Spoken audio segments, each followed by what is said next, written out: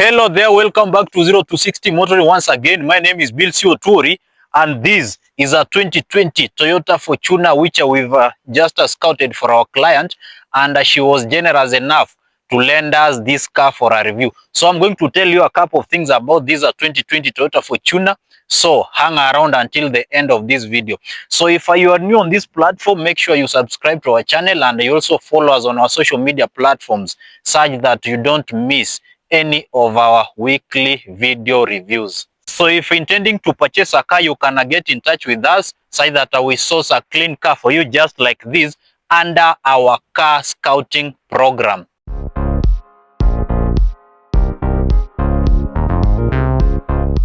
So this Toyota Fortuner is fresh from South Africa, and there are differences between the South African Fortuners and those sourced from other markets. So the Toyota Fortuner is normally based on the Toyota Hilux. So you can picture this car as a covered Toyota Hilux. So this car shares very many things, mechanical underpinnings with the Toyota Hilux. When you look at other cars that are normally based on pickup trucks, they include the Isuzu MUX, which is based on the Isuzu D-Max. We have the Ford Everest, normally based on the Ford Ranger, and something like the Mitsubishi Pajero Sports, normally based on the Mitsubishi Triton Double Cab.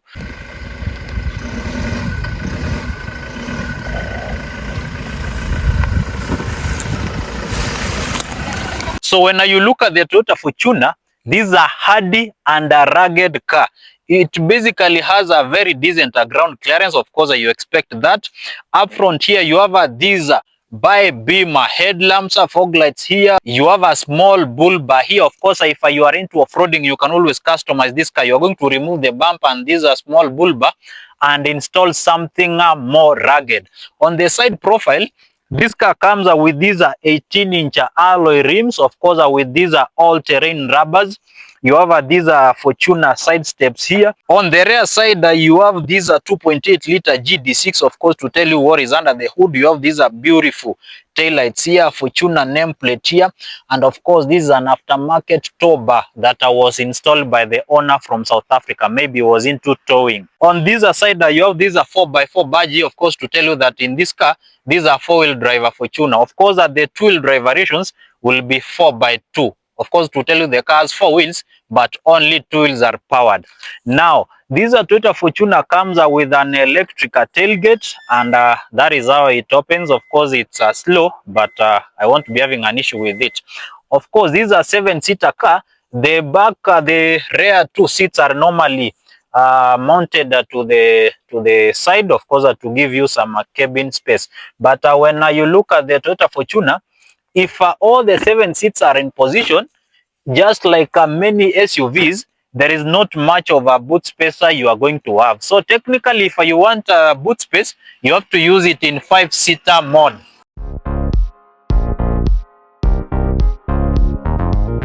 While this Fortuner is normally based on the Toyota Hilux, it is a family car because it seats 7 and it's more comfortable than the Toyota Hilux. That is because this one has coil springs at the back, while the Toyota Hilux has leaf springs at the back, of course, to carry heavier loads. That's why this car is going to be more comfortable than the Toyota Hilux. For the Toyota Hilux, you have to be carrying a load for it maybe to be a little bit soft or comfortable, especially on bad roads or even on the highway. So this car, while it is the same as a Hilux, it is more comfortable because it tags along a different suspension.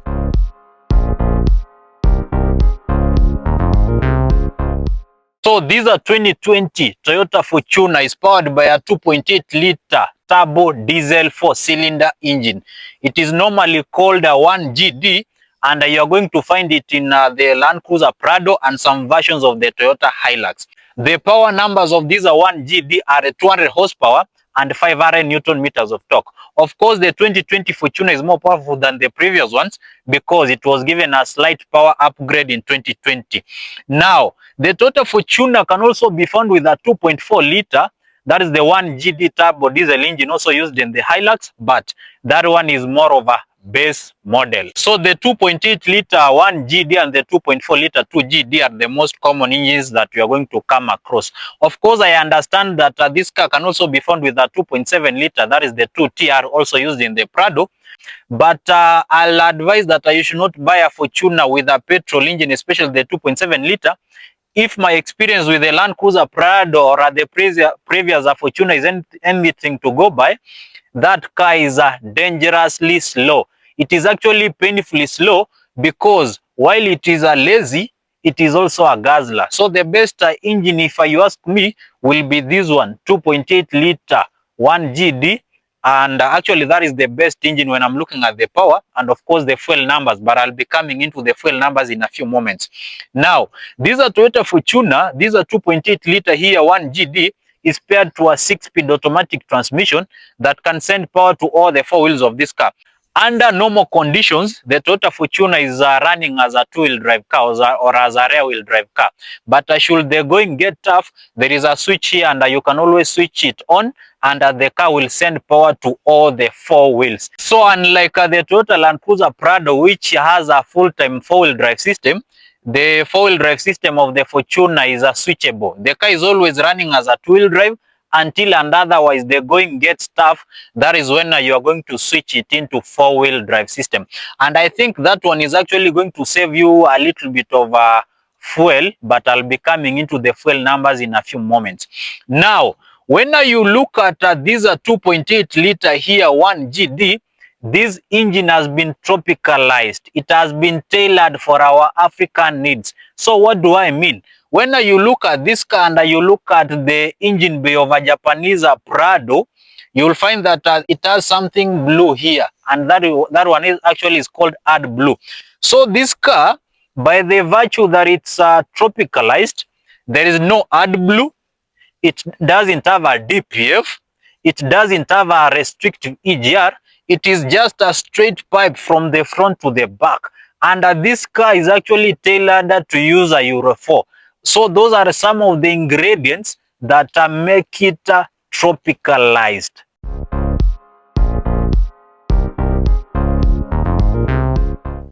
So the driving position in the Toyota Fortuner is high, just like it will be in any other SUV.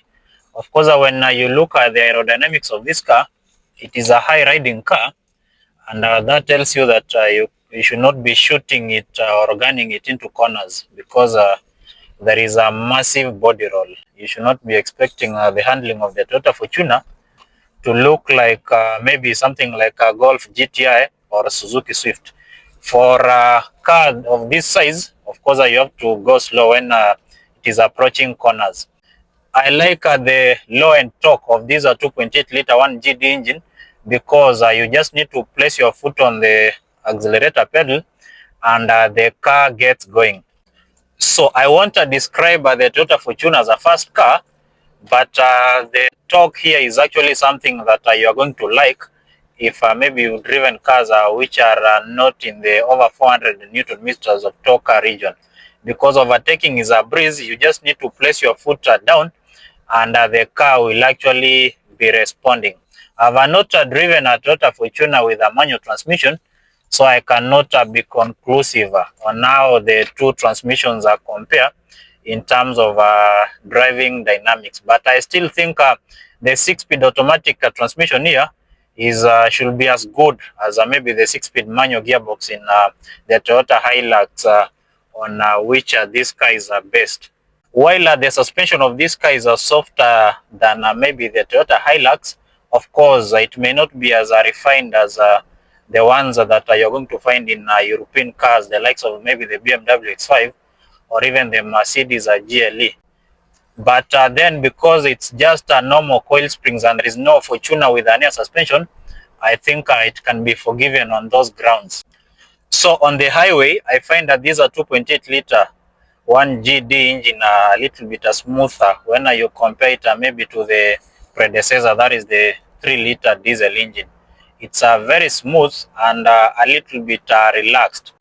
The reason you're going to like the 500 Newton meters of torque is that this car can maintain speeds with ease, especially when you are at legal speeds, because This car can sit at 100 kilometers per hour with a rev that is below 2000 RPM. And I think that one has a role to play when it comes to the fuel consumption of this car. So it tells you in this car you can easily sit at 140, 150 kilometers per hour without necessarily straining the engine. And that is the biggest advantage with these diesel engines. They don't really struggle.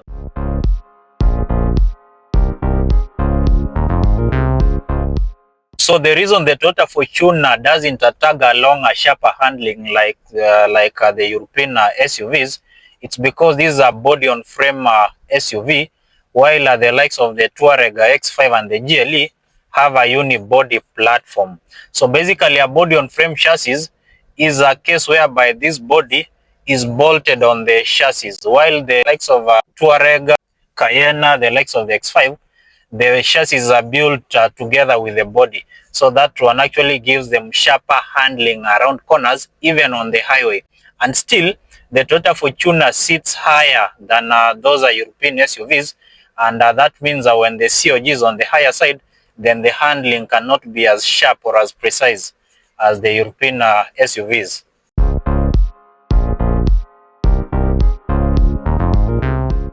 So how does the fuel consumption of the Toyota Fortuner look like? These are 2.8 liter GD6 is more fuel efficient than the previous 3 liter 1KD, because in this Fortuner you can do up to 11 or 12 kilometers per liter, of course depending on the load and how you drive.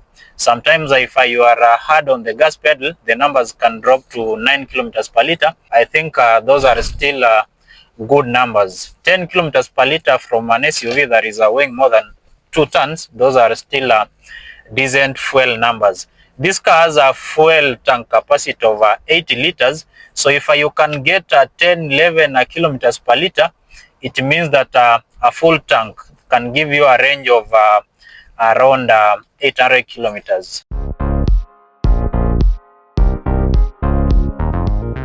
So when there is no DPF, there is no restrictive EGR, there is no AdBlue, it means that there are very few things that can actually go wrong with this 2.8 liter 1GD. So if the car doesn't have a DPF, it basically means that it relieves you of a DPF clogging issues, which are very common with modern diesel engine cars, of course, for environmental conservation. So in terms of reliability, I don't think there are many things that can go wrong with the Toyota Fortuner, especially when it's a tropicalized version. Of course, if the car can use a Euro 4, it means that you even won't be having any problems with the common rail system, which are actually very common with those cars that are using a Euro 6, or which were common issues with the previous 1KD 3 liter engine used in the previous generation of the Toyota Fortuner. So in terms of reliability, I'll term this car as a reliable. Of course, you know the Toyota Hilux is a tried and tested car in terms of reliability, and that is actually what translates to the Toyota Fortuner. Of course, when you look at the running cost of the Toyota Fortuner, this is not a cheap car to maintain. Let's be honest with ourselves in terms of parts, etc. But then, when you look at cars in this segment, none of them is also cheap to maintain. So technically, when you look at the reliability and the maintenance cost of the Toyota Fortuner, this is something that you can really trust to deliver the job.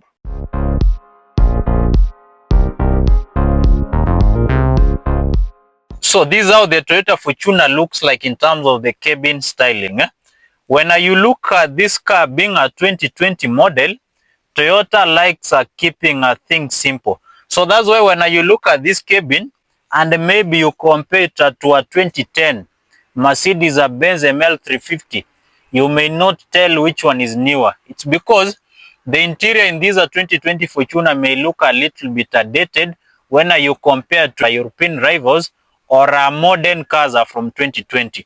So in terms of features, you have cruise control here, media control buttons on the steering wheel, paddle shifters here, electrically adjusted leather seats here. In terms of off-roading arsenals, you have locking differential, traction control, low and high range gears switch here, hill descent control button. Those are some of the features that you are going to have in this Toyota Fortuner.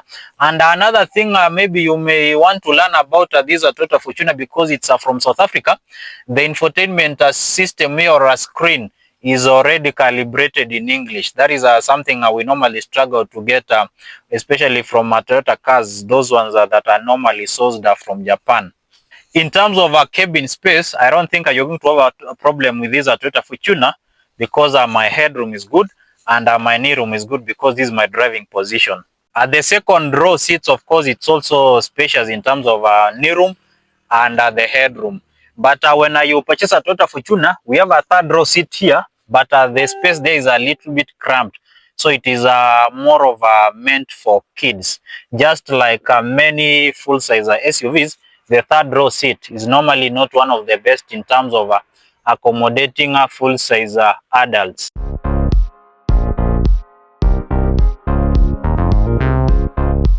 So another thing I don't like about the Toyota Fortuner, away from the interior, is that they don't come with sunroof. So when you look at this car and compare it to something like a Pajero Sport or a Ford Everest, that one can be a deal breaker for those people who like sunroofs. And I think that is one of the reasons why the Toyota Landcruiser Prado normally appeals to politicians when you compare it to the Toyota Fortuner.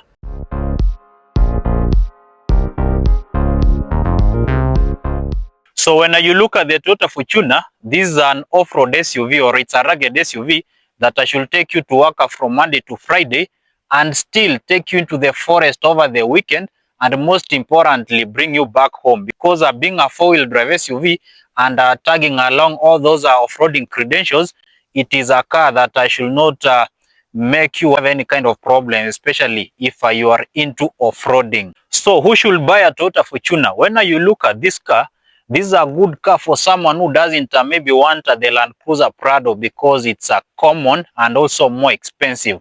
And they still don't want to get into European crossovers or SUVs, which are more luxurious or are more performance oriented. They are more inclined towards reliability and something that is going to serve them for around 10 years without necessarily skipping a bit. So those are the kind of people who are tailored towards the Toyota Fortuner.